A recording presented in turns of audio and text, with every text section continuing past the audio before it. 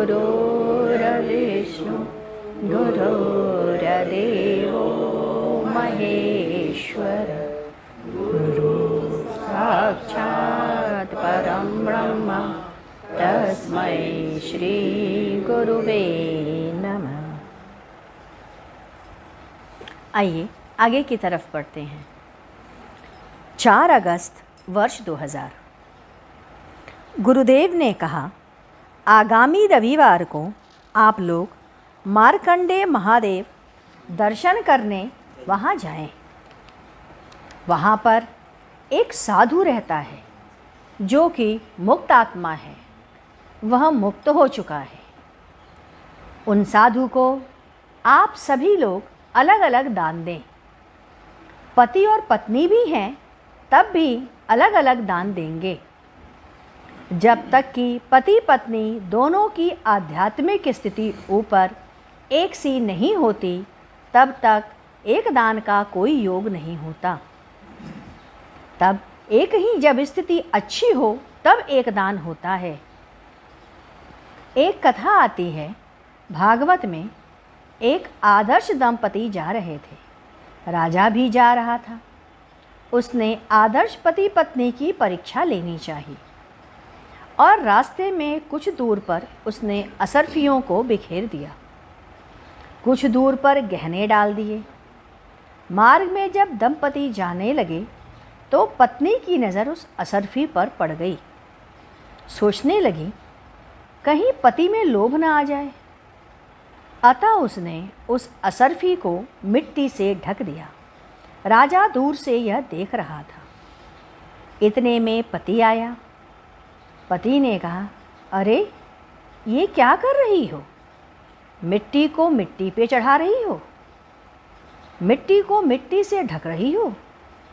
तुम लांग करके भी तो जा सकती थी। तब पत्नी ने कहा, अब हम मुक्त हो गए और हम आगे चलेंगे। कुछ दूर चले गए, आगे बढ़ा, फिर वह गहने दिखाई दिए। उसने कहा, अरे छी छी, कहीं पैर न लग जाए, इनसे बचकर निकल जाओ।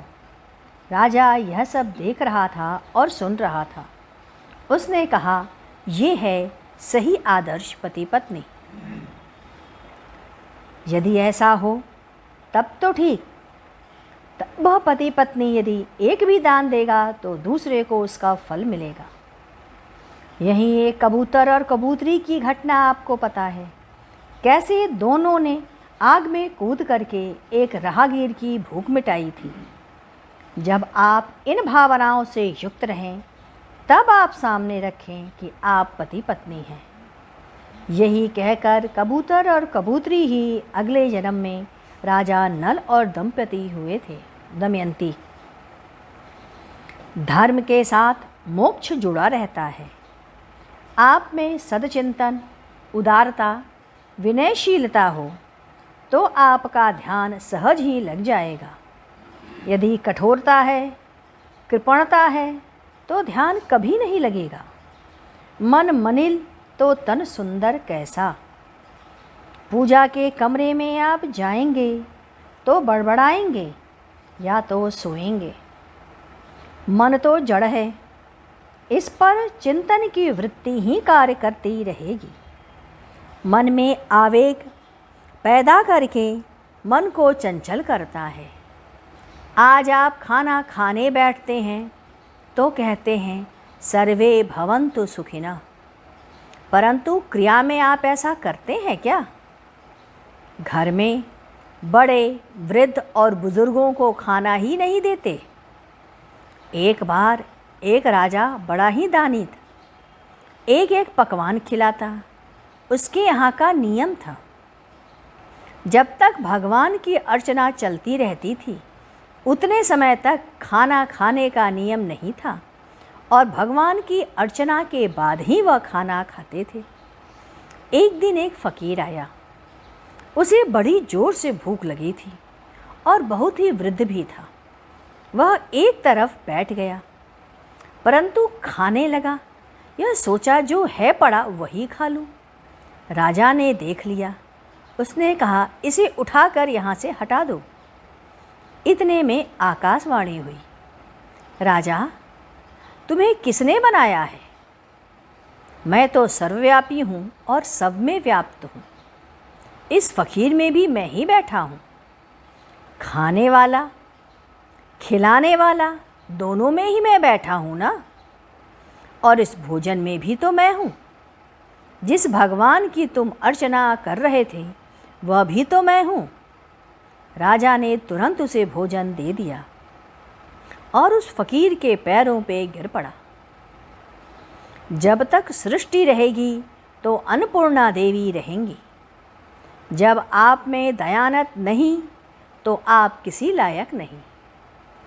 मैं वह संस्कार डालना चाहता हूँ कि आपको हमेशा बेहतर खाना मिले। मदन की तरफ इशारा करके गुरुदेव ने कहा, क्यों मदन, तुम्हें याद होगा तुम घर से खाना खा के आते थे, फिर भी मैं कहता था खाना खा कर जाओ और तुम खा लेते थे। आज भी वैसे ही खाना खिलाता हूँ। नगवा के साधु एक आदमी आया, चरणों पर कुछ रुपए रख दिए। उन्होंने उस रुपए को और उस व्यक्ति को दोनों को बाहर फेंकवा दिया। जब वो चला गया, कुछ समय बीत गया, तब उन्होंने कहा, देखो, सबका दिया हुआ धन और सबका दिया अनाज नहीं लेना चाहिए। यदि वह सद्गुणों से युक्त ना हो तो उसका कुछ न लो। जब आप लोग अपनी सास को, अपनी माताओं को अच्छा खाना नहीं देती हो तो इसी जन्म में ही नरक प्राप्त होता है। यह शरीर भगवत कार्य के लिए मिला है, पाप करने के लिए नहीं। पहले आप अपने आप को परिष्कृत करो, तब आप उस आत्मा को जान पाओगे। कोई कहता है आत्मदर्शन हो जाए। अरे, आत्मदर्शन इन लौकिक चक्षुओं से संभव ही नहीं है। जब आप में दयानत नहीं, जब आप में सबके प्रति अच्छी कल्पना नहीं, तो आप आत्मदर्शन कभी नहीं कर सकते। मन यदि गंदा कर लोगे तो ध्यान कैसे करोगे? ध्यान नहीं लगेगा, प्रयास ही करते रह जाओगे। इन अपने लौकिक चक्षुओं को शुद्ध करो और आत्मदर्शन के लायक करो। आइए अब हम लोग गुरु कीर्तन करते हैं।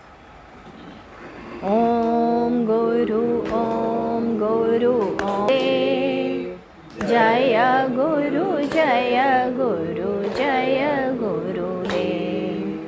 ओम गुरु ओम गुरु ओम गुरुदेव, जय गुरु जय गुरु जय गुरुदेव। ओम गुरु ओम गुरु ओम गुरुदेव, जय गुरु जय गुरु जय गुरुदेव।